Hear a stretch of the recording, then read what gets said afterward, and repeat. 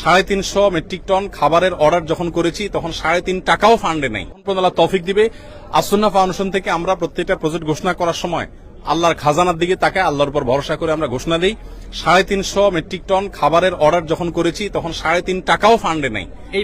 এই পারপাস আগের বছরে কিছু টাকা আছে, এই বছরের নতুন 3.5 টাকাও আসে, অর্থাৎ এখন আমরা ঘোষণাই করি নাই। এই বন্যা কেন্দ্রিক কোন ঘোষণার আগে অলরেডি আমাদের প্রসেসিং এর জন্য অর্ডার দিয়ে ফেলছে আল্লাহর ভরসা করে। এরপর আল্লাহ তাআলা আমাদেরকে নিরাশ করেন না, হয়ে যেতে থাকে।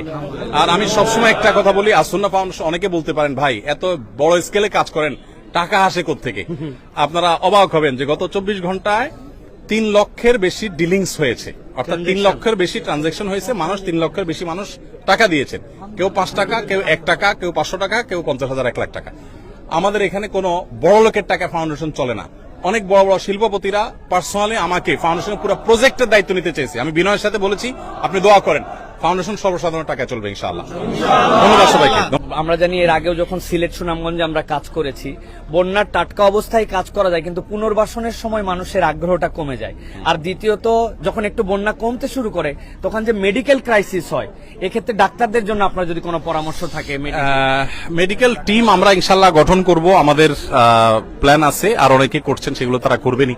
আর এর বাইরে যেটা আছে সেটা হলো পুনর্বাসনের জন্য আমরা এবছর প্ল্যান করেছি, নিয়ত করেছি।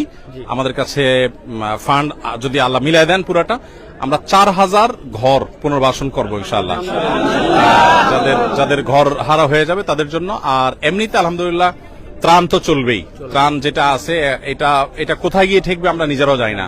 যতটুকু প্রয়োজন হবে আর যত